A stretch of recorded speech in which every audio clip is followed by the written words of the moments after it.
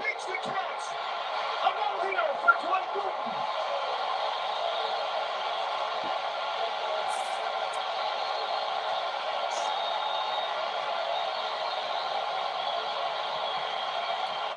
And no matter how many times I watch that, folks, it never gets old to me. Being a Yankees fan for so many years, that was one of the best moments in a lot of moments in 1996. And it's my pleasure, again, to bring him on the show. He's a legendary New York Mets pitcher, former Cy Young Award winner, Rookie of the Year. You name it, he's done it. The one and only Dwight Gooden. And Dwight, I want to thank you for coming on again. It's a real honor. Thank you. Thanks for having me. I like that intro also. That brings back cheers and great moments of that night of the no-hitter. But Right. Thanks for having me. Not a problem at all. So, Doc, before we go any further, I know you attended Old Timers Day at Citi Field a few weeks back. Talk about that, because that was a very emotional day for a lot of former Mets players. The fans really got into it. And it just seems like Mets owner Steve Cohen, he respects the tradition of what the Mets organization was. Oh, most definitely. It was a great day. It was a fun day. I got to see a lot of guys, because I'm into the Mets history and baseball history and all. Then to see a lot of the 69 Mets, the 73 Mets, my former teammates, guys I played with, guys I won with. And then it's funny because, like you mentioned, with the Yankees in 2000, some of those guys I played against, like the Piazza, Mike Hampton and those guys, Al Leiter. So it was fun seeing those guys. And unfortunately, we lost John Stearns yesterday. But I did get to see him at Old Timers game as well. So that's what it's all about, bringing alumni back together. It's great for not only the former players, but great for the fans as well. And I think the new ownership is doing a great job with that and acknowledging that. So hats off to those guys. Right. And like I said, I mean, one thing I really could see is that Cohen, he kind of reminds me a lot of George in the sense that he may not make sometimes George, as we know, made some crazy moves, but he wants to win. Like, it's not about just getting people in the stands. He wants to win. This team is having a great year. So, I mean, a lot of it's reminiscent. It kind of is like the 86 Mets. Of course, I think they have to win a championship before you could compare them to that team. But it reminds me a lot of the 86 Mets. Oh, definitely. And you're right. Cohen has a lot of Mr. Steinbrenner. George is just more outgoing and loud. Mr. Cohen, he's more like a quiet assassin. I mean, he's all for it, and he's going for the juggler. He wants to win. He is a winner. He knows about the Mets history. He knows what the fans want. He's good about bringing alumni back. And I remember when he took over, he said, in New York, it's not about rebuilding. It's about competing every single year. And as former players and baseball fans, that's what you want to hear. And I think it's great for baseball when both New York Mets and the Yankees are both playing well. And I might be a little biased, but to me, that's what it's all about. And I'm just happy with the new ownership. Nothing against the Wilpons, who, I thought did okay. But now it's going to a whole nother level. And I'm just happy to be here and be a part of it as well. Right. And Doc, you got to be around a lot of former teammates: Keith Hernandez, Darryl Strawberry, Ron Darling, Tim Tuffle, Howard Johnson, guys like that. So, I mean, just talk about being around those guys again, because you guys played together for so many years. You won a championship with some of those guys. I mean, you always have that bond with each other based on that. So just talk about, getting to see them again and stuff. Oh, you're exactly right, because when you're with those guys during the season, the course of the season, you're with those guys more than you're with your family. And they become your family. I mean, on the road, you share a lot of ups and downs. You think about all the moments you spend on the plane together, on the road, going out to eat, even sitting in the clubhouse just talking baseball. And the thing that get lost, it was a lot of baseball knowledge on that team. And as you mentioned, it was great seeing all those guys just to talk about how they're doing, how their family's doing. A lot of them with grandkids now, some of them with great-grandkids now, and just to reminisce on that, because I always say when you win a championship with some guys, they're never your ex-teammates. They're always your teammates and good friends, and you build that brotherhood. And so it's great to see those guys and see those guys doing well. And I'm just happy that they brought the Old Timers Day back, and hopefully we can continue. Right. Now, Doc, correct me if I'm wrong, but that was probably the first time you threw a pitch in a Mets uniform since 1994, correct? 100%. It gave me kind of goosebumps. And I honestly, it's funny that you bring it up, because I had to fight back tears, because just to tell you real quick, I remember in 94, the Mets wanted to cut ties, which I understood. I got it. And Mr. Steinbrenner gave me the opportunity to stay in New York, which I wanted to do. And I always wanted to make it right with the fans. So I always wanted to come back. After 97, I became a free agent. And before I signed with the Cleveland Indians, I'm sorry, I called the Mets. Um, I'm trying to think who was the general manager at the time. Steve Phillips. Steve Phillips was the general manager. Yep. And I said, Steve, I'd like to come back. He said, unfortunately, we don't have any room. Wish you all the best. So I played with Cleveland, 98, 99. After 99, I called Steve Phillips again. So I'd like to come back. He said, unfortunately, Doc, we wish you all the best. So I ended up signing with Houston in 2000. I pitched one game with Houston, got traded to Tampa, pitched 8 games, got released. I called Steve Phillips again, said, I'll go to AAA. I'll do whatever it takes. I just want to finish my career at the Mets. He said, unfortunately, there's nothing we can do. So played with that team, went ahead and played. After I got released, I went back to the Yankees. We beat the Mets in the World Series. The next spring, I hurt my knee. I called the Mets up. I wanted to sign a one-day contract so I could retire as a Met. They said no. So unfortunately, I ended up retiring as a Yankee, which is not a bad thing either. But coming back to the Mets and throwing out one last pitch, to me, that was like the closing. And just getting an opportunity to go out there, even though the old timers, it was just good to go out there one more time and finish as a Met. So I can at least say the last pitch I'd thrown on the Major League Baseball field was in a Mets uniform. Right. And one thing that is really good about you, Doc, is that I always say this a lot of times when players get mad at management, the ones who suffer a lot are the fans because they sever ties with the organizations. They don't come back for a long time. I mean, for a long time, Yogi Berra, he was mad at George. He didn't come back. But you never had anything against the Mets uniform or the Mets fans. You always understood that it was nothing they did. So you were always very loyal to those fans because you knew that you wore that uniform with pride and those fans always loved you. So it was never about the fans. It was more about management not bringing you back and stuff. Oh, 100%. And the fans always been true to me from the first time I took them out. They supported me off the field as well. And the fans always been a big part of what I did. And they played a big part of my career with the energy and support they've given me, even the support and the nice and kindness they showed my family when my family would come up, as well as my kids. And they still show that. And so I always be loyal to the fans. And that's what it's all about to me. And I tell the kids today when they're playing, it's a privilege. You got to look at it as a privilege to wear the big league uniform because there's so many kids and so many players out there would love to be in that position. And I think sometimes players take that for granted, but they got to look at it as a privilege. They play big league uniform, and playing in New York is special. And for me, playing with the Mets all those years and having the connection I have with the fans, because it's more than just a game to me. Once you've played so long and been through all the stuff I've been through on the field, the good things, off the field, the bad things, and still have the fans there supporting me and going through that with me means a lot. It's bigger than just baseball for me. Right. Now, Citi Field is gorgeous. I mean, it's one of the best ballparks in baseball, and you've been to it a few times, and obviously you pitched on Old Timers Day. But, I mean, I got to believe that Shea Stadium has your heart first, correct? Because you pitched so many great games there. And I always felt like people used to always criticize Shea, not so much Met fans, but reporters and stuff. They would always say it was kind of old and it was beat down. But I always thought it was a real cool ballpark, especially with the Jets flying over. It had like a lot of history to it. And I kind of miss that it's not there anymore. Oh, I'm right there with you. And Shea Stadium was the first big league park I pitched in. I pitched in it when I was in A-ball, like an exhibition game with the Lynchburg Mets, and then to be able to call it home. And like you say, Citi Field is very nice. And I understand everything now is corporate. And Shea Stadium, pitching there, that was our home. Shea Stadium actually used to rock. I mean, literally rock. The stadium used to shake. And that was our home. And the fans, the connection that we had with the fans, with the curtain calls, and all that stuff was great. It was like when we played at Shea Stadium, and I know when I pitched there, it felt like there was no way you were going to lose with the support you had there. And it was great. I mean, I love pitching at Shea Stadium. And I always tell everybody, that was the favorite ballpark for me, my favorite ballpark to pitch in.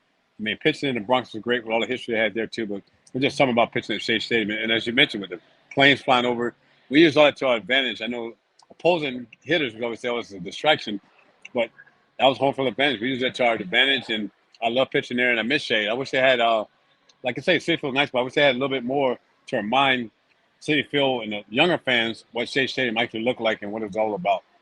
Right. Doc, I think back to especially 85, 86, 87, when you were pitching with the Mets. I mean, think about both towns, the Mets and Yankees, the type of talent they had. You had yourself, Keith Hernandez, Gary Carter, Darryl Strawberry, Sid Fernandez was very good, Lenny Dykstra. And then the Yankees, I mean, of course, you had Don Mattingly, Ricky Henderson, Ron Guidry. I mean, Dave Winfield. It was so much talent in both towns. And I mean, I think at that time, for a fan and like even a reporter or broadcaster, whatever it is, covering New York for both teams had to be something special. Oh, that's great. I wish they would have had interleague play back then in the 80s because of all the talent you just mentioned. I think it would be great. I mean, we should have had a Governor's Cup when we were playing in the spring training. But I think if we would have had interleague play back then, it would have been so much special and great for not only the fans, but for the players also. I mean, it would be a great deal, but having talent on both sides. I always tell players, like some players, they didn't like playing New York. They get intimidated by playing New York. And I always say with the fans and the media, if they get on you, they get on your performance, not necessarily you as a person. And I mean, you could split the two and separate the two and understand that you'll be better off instead of putting pressure on yourself. But to me, there's no better place than playing. I know I only played in Cleveland for a short period of time, but and nothing against Cleveland because all those games were sold out. But to me, there was no place better than playing in New York, and especially winning in New York. Right, absolutely. Now, two of the premier pitchers in the National League and American League were yourself and Roger Clemens, especially, like I said, 85 through like 1990. Talk about just, I mean, you got to face him in the All-Star game. Then you guys played the Red Sox in the World Series. I mean, you were considered the best pitcher in the National League. He was considered the best in the American League. I mean, would you ever watch him sometimes? And I mean, what a pitcher he was. Talk about like, you know, you and Clemens kind of being the dominant pitchers of your time back then. Oh, it was fun. I was definitely a fan of Roger. I will watch every start I can because of the comparison. And then I got to know him in the All-Star game. We played in Houston in '86 to know him, and then obviously spent a little time with him in the post-game stuff during the World Series. So we became good friends, and I was a fan of his. I loved watching him play, the way he performed. I got the opportunity to play with Roger in 2000 with the Yankees. It was a great way for me to finish my career, playing with one of my idols and a guy that I like watching. He was a hard worker, definitely. I think he deserves to be in the Hall of Fame. I understand about the steroid rumors and all that stuff, but to me, he was one of the best to ever do it. I put him and Nolan Ryan right there as the 1-2 in my opinion. But just a great competitive. I mean, when he took the mound, you knew you was getting the best out of him every single day, and he was going to compete. And when I got to play with him in 2000 with the Yankees, it was a joy to watch him play and watch him go out and compete and watch his how he prepared for each start, how serious he was about it, and how he took about his business. So it was just a pleasure to watch him as a fan, as a young guy, and then as we got older, to watch him at the end of his career as well. Right. He definitely was something special. And, Doc, your friendship with Darryl Strawberry, I mean, you guys won championships with the Mets, with the Yankees. I mean, you guys, I always say this, if you were Batman, he was Robin, or vice versa, but you two were always very close. I mean, you had that great friendship. I mean, just talk about watching him because, I mean, God, I'll tell you right now, I never saw a left-hander swing as smooth as he did. Like, it was so beautiful to watch. I mean, when he hit that ball, it was usually well out of the ballpark. Yeah, Darryl was one of, I always say, he had the most talent out of anybody I ever played with. Watching him play every day, we fed off of each other, even though he was a hitter, I was a pitcher. He won rookie year in '83. He helped me tremendously my rookie year, how to deal with the media, spent a lot of time with me off the field. We was on the road during the season. It was just fun. We became great friends. We ride to the ballpark together. If you weren't playing, you always still sitting by each other. And if I was pitching, he was probably going to hit a home run or two that particular day. We just fed off each other, and it was great. And we've had our ups and downs over the years, but I think that brought us closer. Today, we're very close, and I think everything we talk about when we meet, when we see each other, when we go out to eat, or you come over to the house, or just spending time together, it's a joy because we get to look back at the career we had as kids, the things we went through, the disagreements we've had, and how now we're still close, probably closer now than we ever been, and that means a lot. And just to talk about our kids and our grandkids, and be there for one another. And I remember him going to when my mom was sick before she passed. Him, driving over to my house, praying with my mom, spending time with my family. That's what it's all about. That's what showed me the true character of Darryl, and that would always stay with me more than anything. And but as a player, he probably had more talent than anybody ever seen. I mean, this guy was a joy to watch, and when he came to play, it was nobody better. To me, he was a little underrated because we expected so much, and when he didn't live up to other people's expectations, because he set the bar so high his first couple of years, it wasn't fair to him. I mean, he could do it all. He could steal bases, Great outfielder, great arm, great team player. He had great knowledge of the game. A lot of times with great players, they don't look at the knowledge you have of the game. He had a lot of knowledge of baseball, and obviously the raw power that he had was second to none. And he did it all natural. I mean, this guy was unbelievable and fun to watch. Yeah, he definitely was. And another pitcher I wanted to talk about, Doc, because you had some battles with him. I could think of the '86 playoffs as well, Mike Scott, because I mean that the battles you two had, and what a year he had in '86. I think he had over 300 strikeouts. So I mean, it wasn't easy for that Mets team to get to the World Series. You had to face a great Houston team with a all-star pitcher who had a stellar season that year.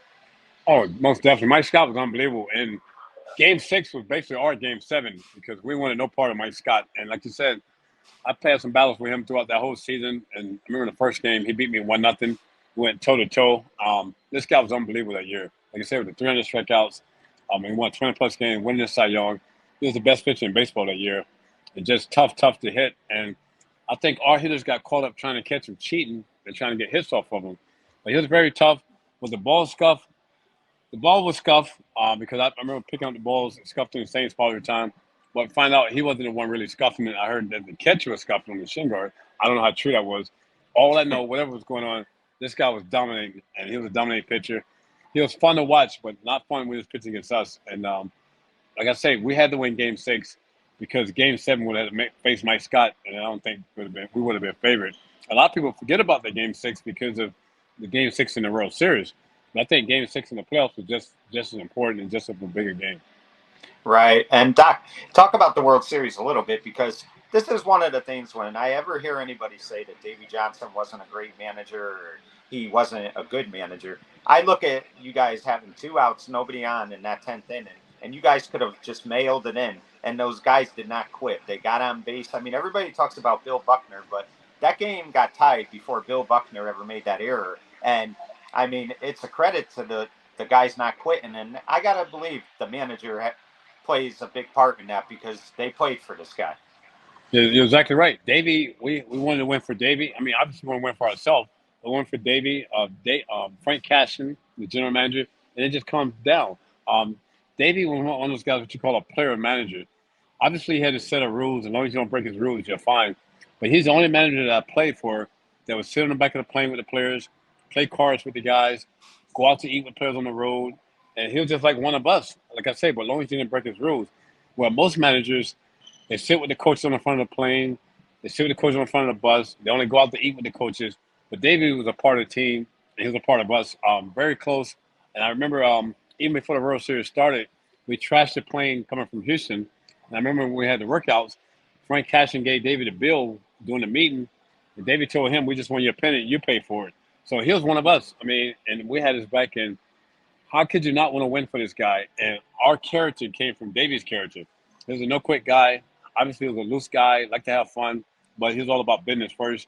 And he put everybody in the right position at the right time. I mean, this guy was doing analytics before analytics, but he was just natural and kept everything in house. I mean, sometimes if guys got in trouble or broke rules, he would punish you or fine you, but he kept it in house, kept away from the media. And that's, to me, that's what a true manager is all about. And so, obviously, the character we have on our team definitely came from Davey Johnson. Right, most definitely. One of the games, Doc, I always think about with you, and I wanted to ask you about it because it kind of talks to me, just seeing the crowd and how pumped up they get. It was a game in 1985, I believe, against the San Francisco Giants. You had 14 strikeouts, and you had a lot of those games with double-digit strikeouts. But when they're putting the Ks up on the wall and they're pumped up, I mean, what is that like for you? I mean, you probably want to strike everybody out of your face because you just love that atmosphere. Oh, it was great. And then, when I was playing, I would always say the political correct thing and saying, I don't get caught up in all that. But obviously, you get caught up in that. I mean, I was 20 years old and always wanted the 10 strikeouts. And having Gary Carter catch me, he wanted the best of me. Gary wanted the shutout. He wanted 10-plus strikeouts every game. He wanted a complete game. And I wanted that too. Once we got like halfway through that season in 85, I knew it was something bigger than just a game. There was sellout crowds every time I would pitch. There's more media attention, more hype. Everybody's tuning into the TV. So obviously, I wanted to win, but you want to give them a show as well. Not that you disrespected the opposing teams, but to me, my starts became bigger than just a regular start. And as a 20-year-old, yes, you get caught up in that, but you accept the challenge as well. And a lot of times I would take a peek up there to see if I had 10 strikeouts yet, because every game I wanted the 10 strikeouts. Right. And you talk about Gary Carter. And Doc, you had several catchers at times. I mean, Todd Hundley, Charlie O'Brien, Barry Lyons. But I think about this when you were on the Mets and when you were on the Yankees. No two better catchers to have as far as veterans go calling a baseball game than Gary Carter and Joe Girardi. So just talk about those two a little bit, because Joe obviously went on to have a pretty good manager career. But those two guys, I mean, probably had to make you, being a young pitcher pitching for Gary, and then being a veteran who's trying to make his way back pitching to Joe Girardi, had to make that so much easy for you to make the transition. Oh, without a doubt. And that's a great comparison, because I remember in the All-Star game in '84, I was a rookie. I was 19 years old throwing to Carter. Couldn't have been any better, because I've never been so nervous in my life. And Carter said, hey, just go out, have fun. You got nothing to lose. Just throw the ball the way you did the first half against us. I had success. I threw out the first three guys, and then Carter said, wouldn't it be nice to do it every fifth day? Not knowing we was going to trade for Carter in November. We traded for Carter, and right away, day one in spring training, he would communicate with me all the time, and then going into the season, had, obviously a career best season. And Gary played a big part of that, because, like I said, he brought the best of me every game. And Gary's the only catcher that would catch me between starts. Normally, the starting catcher, he only catch you during the game. Right. But Gary would come down in the bullpen and catch me between starts as well. And we'd constantly communicate all the time. And I played a big part of it. If he saw a situation where I wanted a fastball, he saw I should go to curve or something else, he would give me the sign, or he'd come out there. If he wasn't hitting that particular inning while he was batting, if I wasn't hitting, he's sitting next to me talking about how we're going to approach the next inning, how we're going to approach certain hitters. So he played a huge part. Later in my career, going to the Yankees and throwing to Girardi, veteran catcher. I had known Girardi when he was with the Cubs a little bit, playing against him. But the same thing. Communication, I think, is always very, very important between a pitcher and catcher. And Joe would always communicate with me. He would always tell me between innings what's working, how we should approach the next inning. And I had to tell you a quick story. So after I pitched the no-hitter, we do the press conference, and Joe Girardi's sitting there with me. And one writer asked me, who's the best catcher I've ever thrown to? I said, I guess it's Girardi, because I've never thrown a no-hitter before. Yeah. The next day, I get a phone call, and you know who that call was from?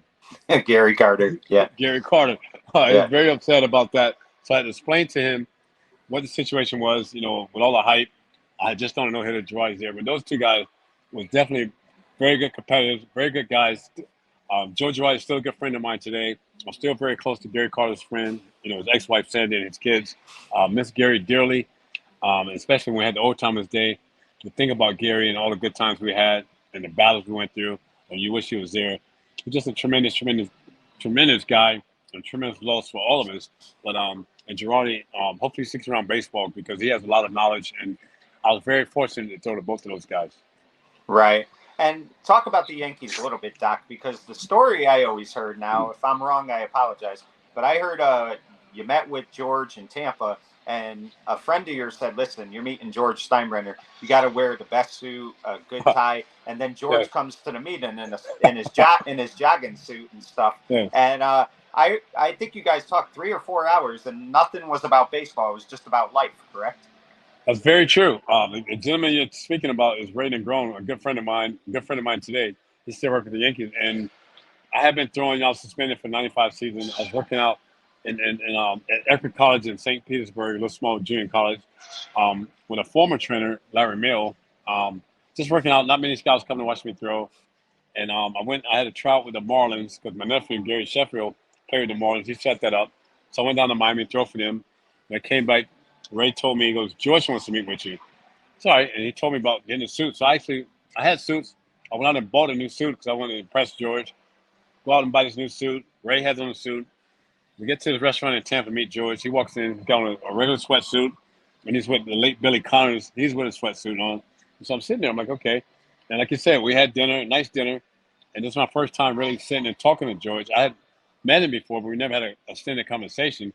And all we talked about, he talked about what I had been doing the whole year I was out of baseball, what I have been doing with my kids, what have I been doing with my recovery, the things I've been doing to make myself a better person and get healthy. Baseball never came up once. He didn't say, did you watch the Yankees?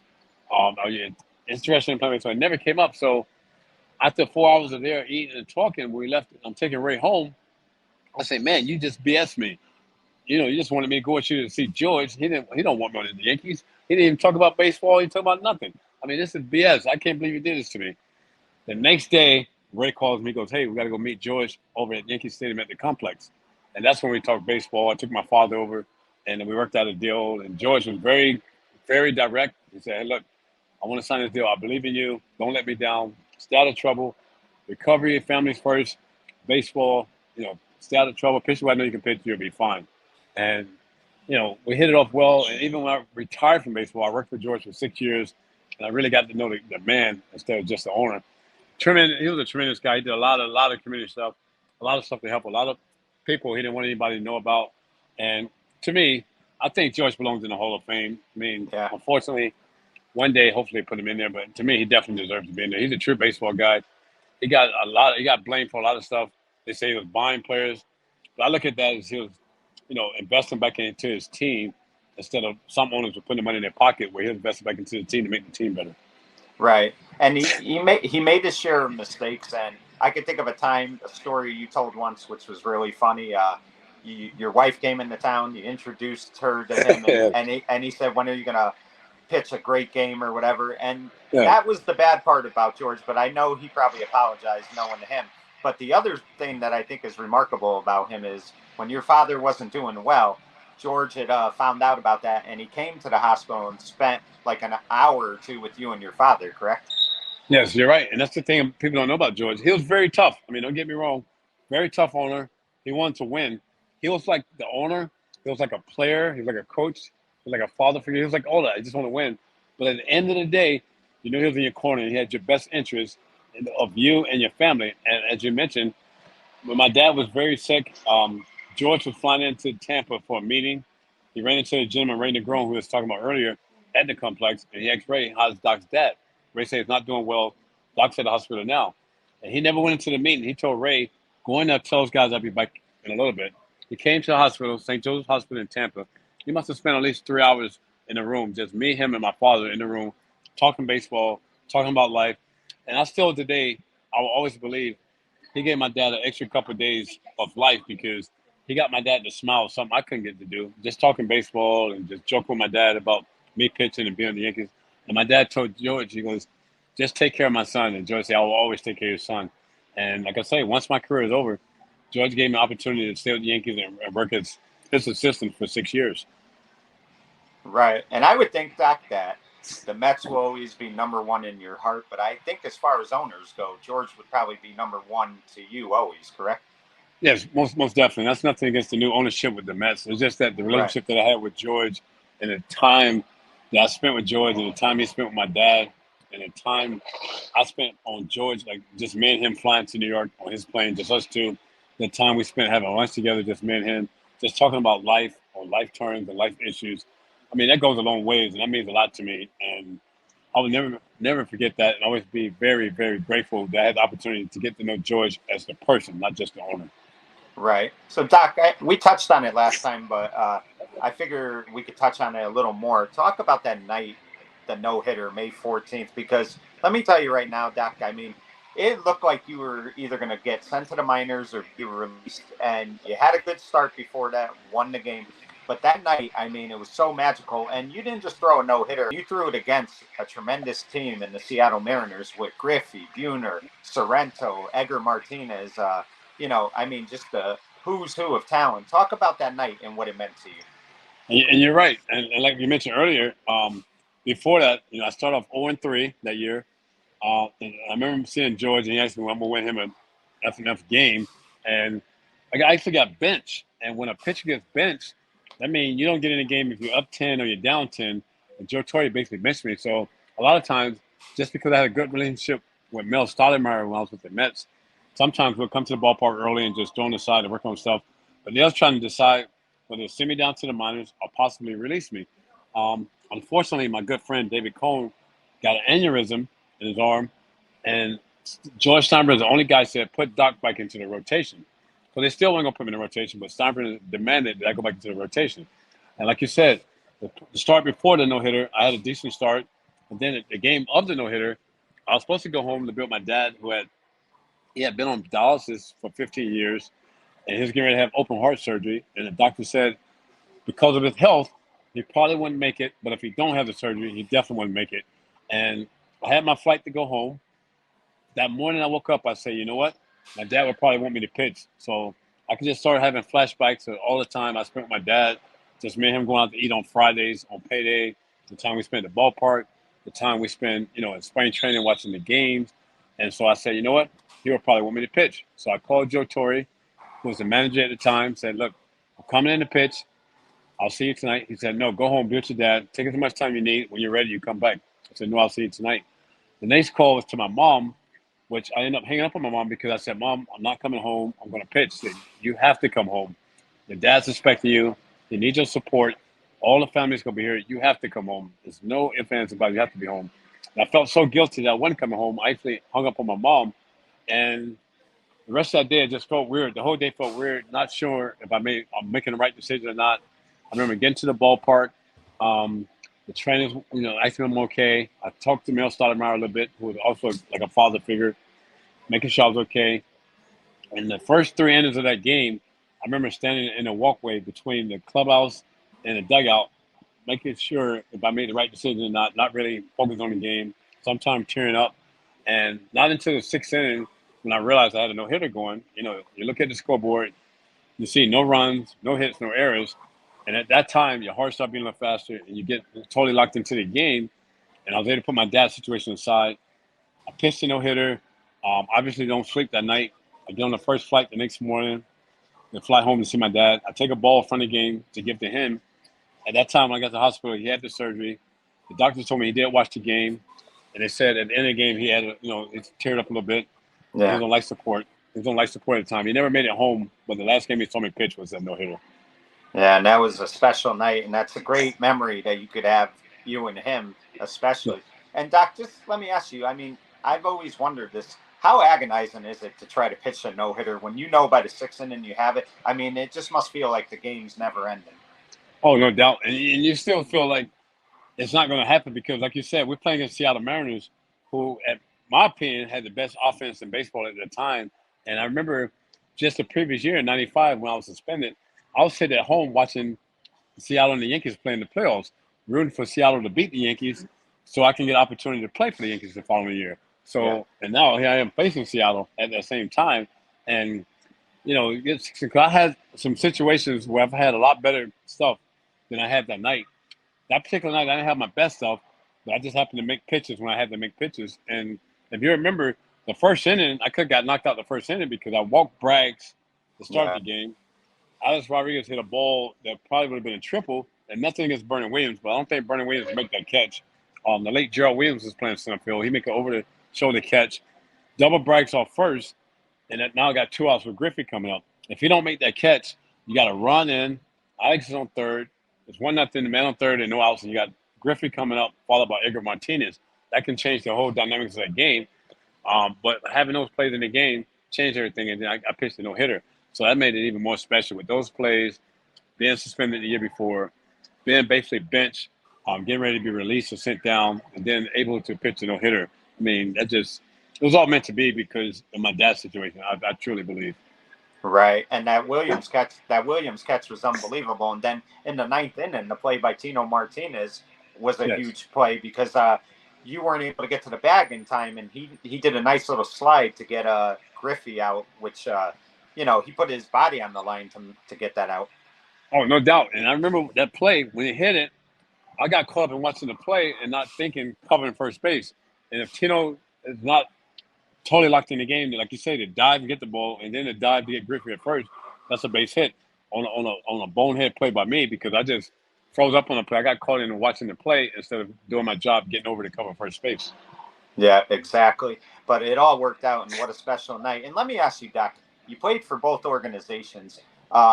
Obviously, the Mets, they have history, the Miracle Mets, the Amazing Mets, everything with it. And like I said, Shea was such a cool ballpark, and you played there so many years.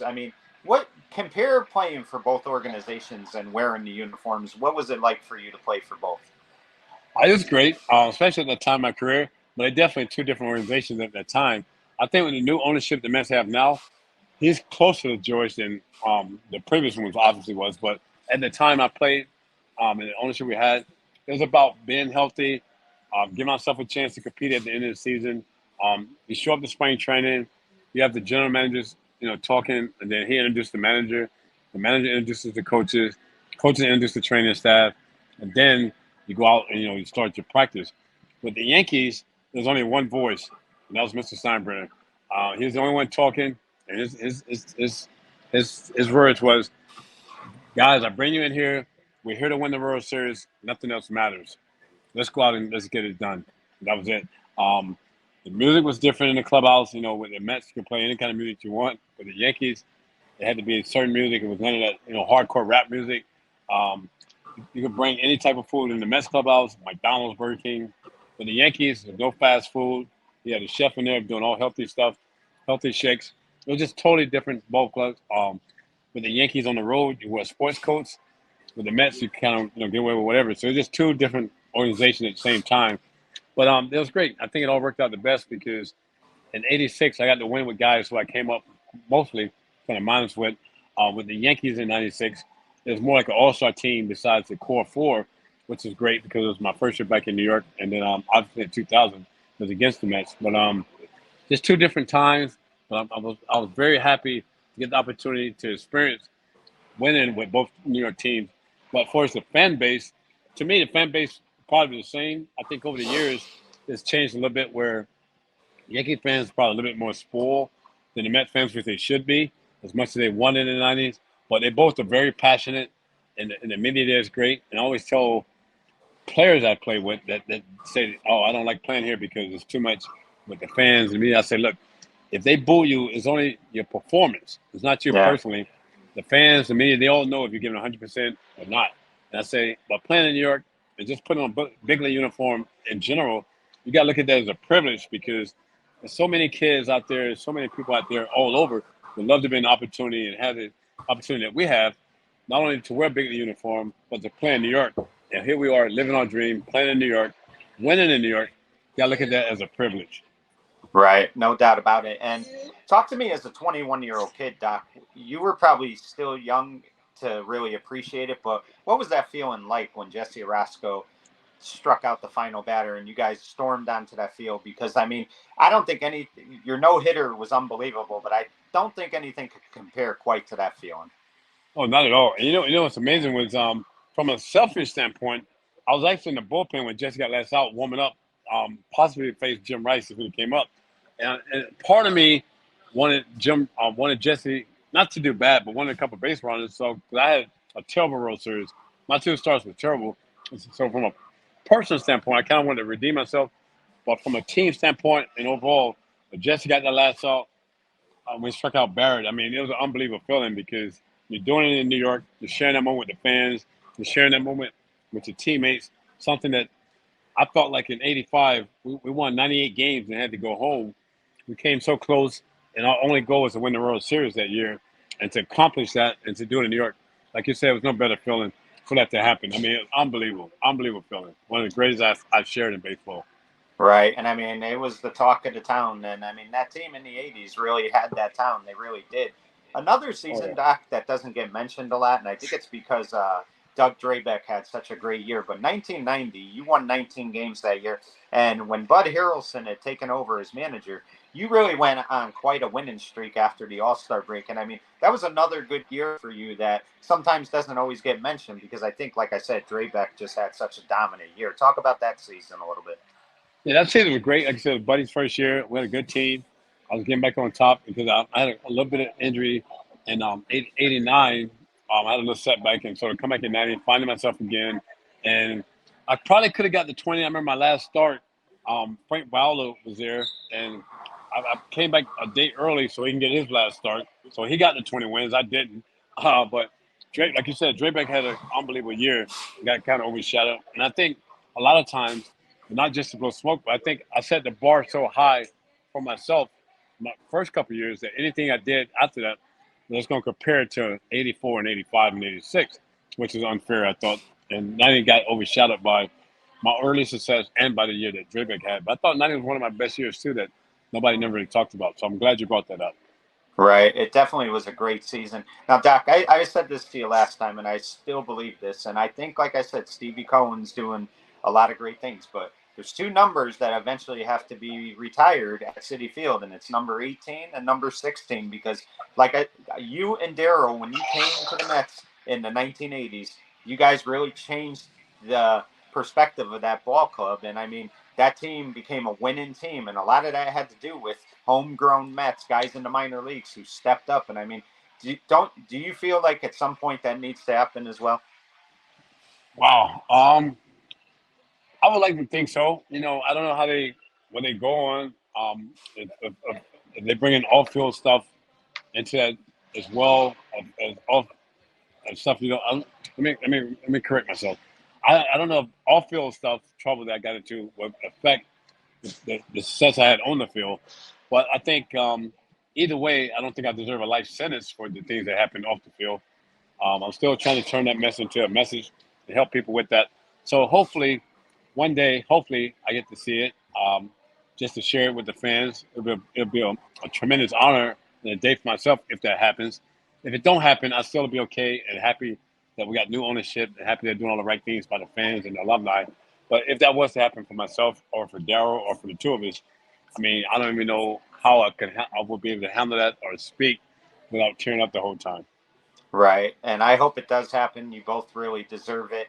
Doc, you were a pretty decent hitter when you played as well. I think you had 8 or 9 career home runs. Let me ask you, this past season, there is no more pitcher bat, and it's fully a universal DH. I mean, are you a fan of that? Are you okay with that? Or do you miss that the pitcher doesn't bat? There's two parts of that. Obviously I like the old part where the pitchers bat. That to me that separated two leagues, and there was more strategy for the owners with the double switching, your bunt, the sacrifice bunt, and plus normally in high school, little league and stuff like that, the pitcher is normally the best athlete on the team normally. Um, so I miss that. Obviously, if I was still playing, I would want to hit. I just love hitting. I used to love watching guys hit. Now, but now the last several years, a lot of pitchers been getting hurt trying to bunt, breaking fingers, getting hurt running bases, pulling hamstring, something like that. It's almost embarrassing to see it happens. Um, so in a sense, I'm okay with it, but going back, I would probably say not, or even if it hadn't been so many injuries, I'd rather not. So if I had to pick one way or the other, I would like to go back to the old way it was. Have the pitchers bat in the National League and the DH in the American League. That way, in the World Series, you can have home field advantage. Now there's really no home field advantage. And there's no strategy. The only strategy is making pitching changes. So it just changed too much. And of course, the game itself, there's a lot of changes being made. So it's like they're taking a beautiful game and they're messing with it a little too much. Right. You knew it was going to happen eventually. I mean, are you okay with the changes that baseball's been making over the years? I mean, I certain things I don't like. I don't like the guy being at second base in the 10th inning. Yeah. But Yeah. I mean, do you like most of the changes, or are some of them are kind of frustrating? Some of them are frustrating. I like the replays in the outfield, especially in the playoffs and World Series.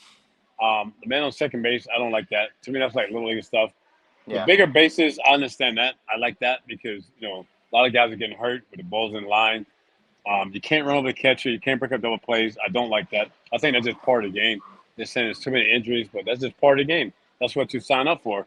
And then from or individual standpoint, the games where you got the pitchers now, it's not a Major League Baseball rule, but team rule pretty much.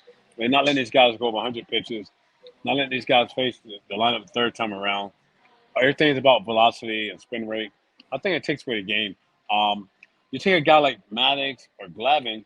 Today, when scouts wouldn't even look at these guys because they wasn't lighting up the radar gun. And these are Hall of Fame pitchers. So, I mean, I like to get back to teaching mechanics because all these guys are getting hurt. Everybody's having Tommy John because everything's about velocity and spin rate. They're not teaching mechanics anymore. So I like to get back to the basics, especially with that. But these are great pitchers that's breaking down. Right. I agree completely. And hopefully, as time goes on, some of these rules will get a little better and they will go back to it. But Doc, I really want to thank you for coming on again. I mean, it's always Yes, a sir. pleasure. It's always a pleasure. And again, I mean, like I said, I'm a Yankees fan, but those 2 years you were with the Yankees, those were tremendous years. I thank you for that. And I just love watching you pitch throughout your career. And thank you again for coming on. Thanks for having me. Keep doing good work, and I'm here anytime. So I look forward to talking to you again in the near future. And let's go Mets and let's go Yankees. Well, I appreciate it. And folks, that was Doc Gooden. I'm Mike Kenichi. This was In the Spotlight saying goodbye, everyone. All right. All right.